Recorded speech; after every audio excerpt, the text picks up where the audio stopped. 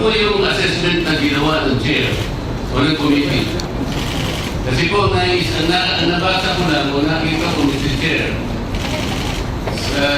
Attorney Lopez wrote the COA explaining the position of the OPP that the audit observation memo is not conclusive, which means, Mr. Chair, Attorney Lopez is merely explaining the nature of an audit observation memo. If I were the lawyer of the OBP, I would have done the same. Because I think the very nature of the AOM, it is not final and executory. Why would the COA abdicate its mandate of auditing the transaction or the funds utilization of the OBP? Why would the committee, Mr. Chair, arrogate upon itself the very mandate and responsibility of the Commission on Audit? Article 9D, Section 2, Paragraph 1 of the 1987 Constitution, Mr. Chair. I will read. The Commission on Audit shall have the power, authority, and the duty to examine. Kung meron man kung question sa constitutionality na ginagawa po ng Kamara, at any time po pwede po tayong mag-question sa Supreme Court via petition for certiorari. Maraming salamat po kung nasunod. Mr. Chair, yun nga po yung tinatanong ko sa inyo kanina kung paano ginanap yung assessment ng totality of evidence. Sapagkat kung napansin po ninyo, isinama po yung ay pagtatanggal ng ibang kawani ng DepEd na wala yatang ang pagkakatingin ko po sa mga minutes ay wala pong due process na pinagtatanggal po sila. Isa po yun yata sa ebidensya na pinasok ninyo sa totality. Tama po ba? Isa lamang po yun sa mga... Opo, gusto ko naman pong puntuhan yun sapagkat ako po bilang isa, tinanggal po ako sa lahat ng aking committee. Hindi ko man lang po alam kung anong kasalanan ko. I was not even informed. The first element of due process is notice. I was not notified. What did I do wrong? Wala po. Pero pinagtatanggal po ako. Tinanggal po naman eh. Pero wala po due process. Yung po ang gusto kong ipaintindi. Pati nga po yung membership po sa Commission on Appointments na wala nang kinalaman dito sa gawain natin sa Kongreso, tinanggal din po ako ron. Meron po ang due process. Tingnan po ninyo yung ginawa niyang sulat. Point of order, Mr. Chairman, point of order. What is the point I of think, order? Mr. Chairman, gentleman, is not under investigation in this committee. And we are investigating other matter. If you wanted to be Mr. Chair, I still have the floor, Mr. Chair. I still have the floor. What is the point of order? Pwede po bigyan sa nagsasalita? Mr. Chair, while you are suspended, we will respectfully request that all the employees of the Office of the Vice President sit together so that we can easily confer with each other because the other employees are quite busy away from us. So we want to sit together so that we can confer easily with each other. Please, thank you.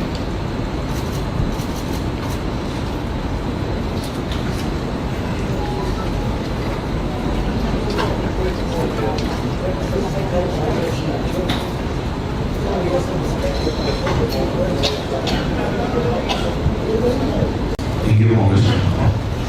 We will now proceed to the next item in our agenda. Wala na po tayo. Chair.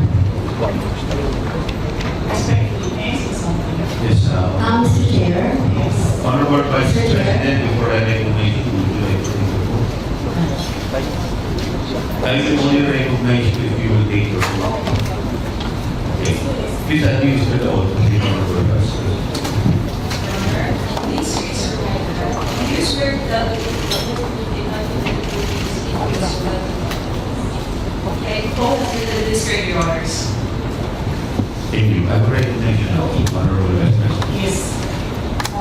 Mr. Chair, the position of Average Secretary and Assistant Secretaries and other appointed positions are positions of trust and confidence by the appointing authority. The resignation letters of the USEX and assets of DepEd were accepted by the appointing authority. And who is that? Mr. Chair. The President of the Republic of the Philippines. He is not the Secretary of the Department of Education.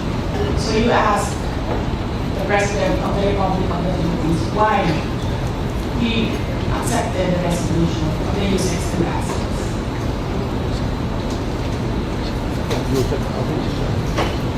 What is the point, Honorable Vice President? Sinasabi ko sa inyo, bakit nyo question ang due process?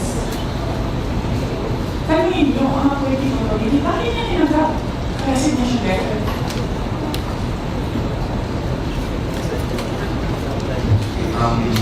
Madam Vice President, we will, wala pa po tayo gusto sabi niyo. Saan mo? Later po sa binabanggit po. Wala pa po tayo sa period of interpellation. Buksan pa lang po ang period of interpellation. Yes sir, nandun na kayo sa topic. Hindi po tayo interrelation. Madam Vice President, nag-uusap po muna ng mga membro. So, please do respect. Yes, I am very respectful. I am not taking from Congressman Marcoleta. The appointing authority is the President of the Republic of the Philippines. Why are you questioning due process in a discussion of resignation of USEX and assets? Wala pa po nagtatanong about that, Madam Vice President. Sir, dinetake ka na yung tao for due process. Madam Vice President, Sir, nasa loob ng detention ang tao because you question due process. Asaan ang explanation ng due process dito? Nasaan? Madam Vice Tinanong kita President, kanina, I'm sorry sir, tinanong kita kanina, sino ang appointing authority? You said na asset, ano sabi ko? Secretary. Hindi po alam. hindi pa po kayo Hindi sumagot. mo. Hindi na kita sumagot. Camera. Kita na sumagot. Sinabi mo secretary. Hindi mo alam lahat. One minute situation is declared the decision. Can we observe proper decorum, Mr. Chairman? Sinungaling mo?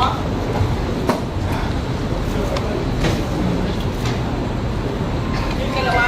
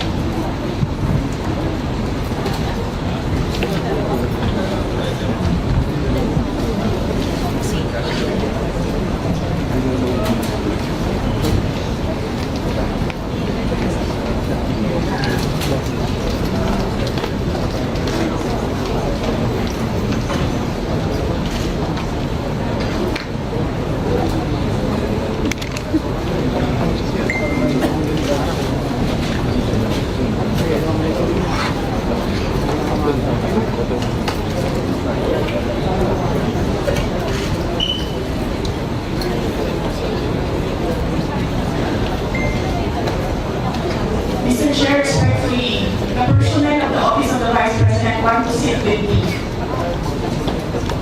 Yes. Sir.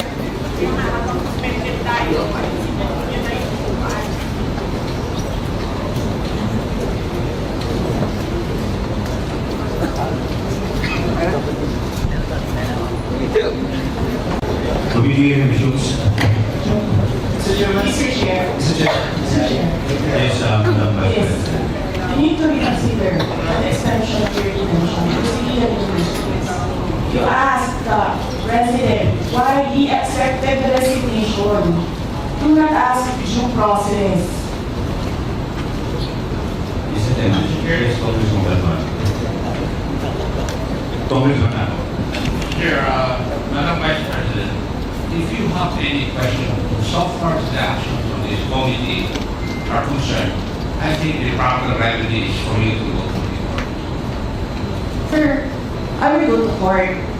Opo, pero that is... Pero araw-araw, you are depriving a person of her liberty while I await. That is precisely the point, ma'am.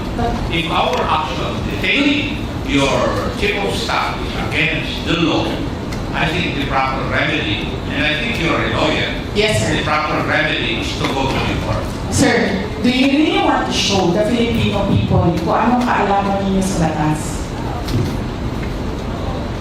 Ang sinasabi ko lang po ay sundin po natin yung batas. Kaya nga, sir, sundin natin yung Kasi batas. nandito po kayo dito sa bahay ng Kongreso. Yes, sir. Sundin natin yung batas.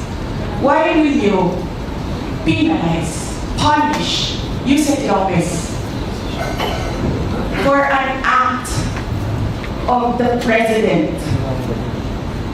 Madam Vice President, that is the decision of the committee as a whole. Sana po, respetuhin po ninyo.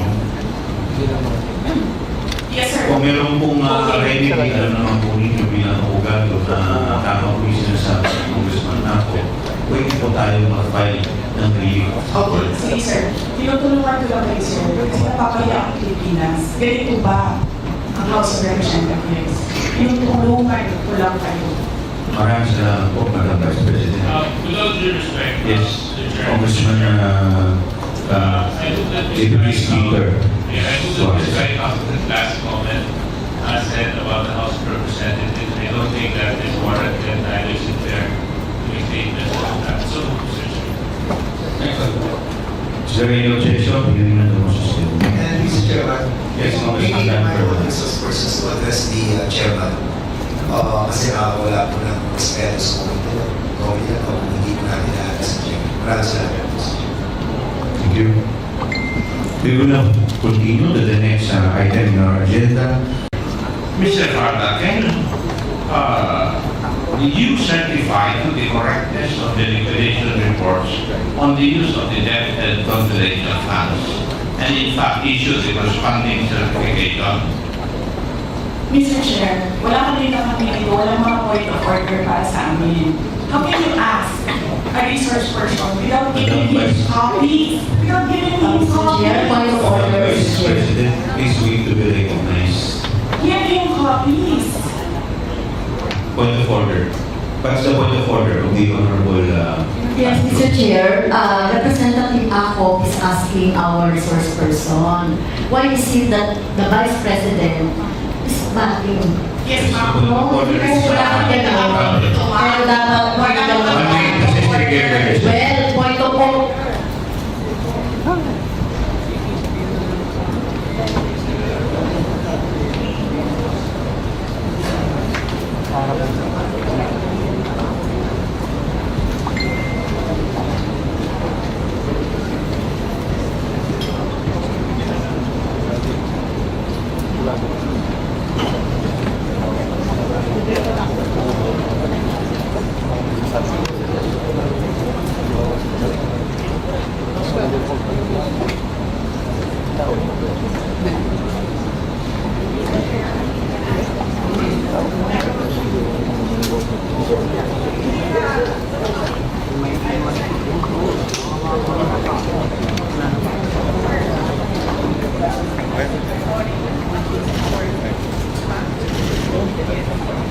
Therefore, since wala kayong rules of evidence, the rules of evidence apply. Yes. So, if you ask a research person, you need to give but before that, sir, are those nominees legitimate? And how can you say that it is legitimate? Hindi ka naman sasabi ko, sir, it's within the mark evidence, within the mark evidence, Sorry. Yes, sir. But for supplementary, yes, sir. But wala kayong rules of evidence. Ma'am, dito na kayo. Wala ba? Therefore, the rules of court apply. Hindi pwede ganyan. Hindi pwede ganyan. You are not the chair. I'm talking to the chair. You allow me to talk to you. You are not the chair. The rules of court is not lenient. What how is this? Yan,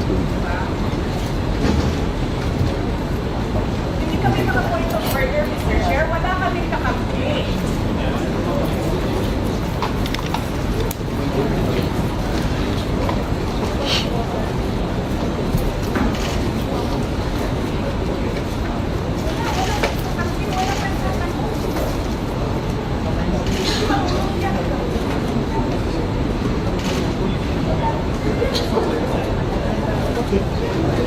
Kakampi pa na kailangan.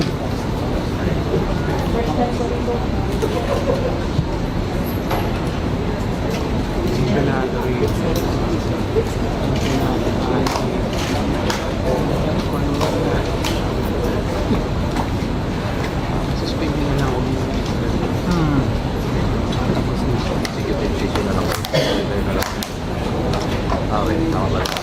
Session resumes. Please continue, Congressman Ako. Thank you, Mr. Chair. Now, nandito rin naman po kayo ng mga nakarang hearing. At sinabi ng mga representatives ng Philippine Army, nandito po yun. Yes, Mr. Chair. Di ba? Yes, Mr. Chair. And according to their answers to the questions of the members of this committee, they denied na nakatanggap po sila ng pera mula sa DepEd para sa YLS. Tama? Tama mo, Mr. Chair. Pero ito, sinabi nila, nagagamit ito sa pag-ibig ng confidential fund ng DepEd. Parang explanation po natin is, yun na po yung proof na naging successful po yung operations. Yeah. Mr. Varda, would it be correct na bilang ikaw ay SEO, ikaw rin ang in-charge sa paggawa ng liquidation and accomplishment reports? Would that be correct? Yes, Your Honor. Yes. At yung tatlong 37.5 million na yung natanggap ay ginawa mo ng mga ganito, yung liquidation and accomplishment report. Yes, Your Honor. Yes. Dito muna tayo sa first quarter. Comsec, paki-flash yung liquidation report for the first quarter of 2023.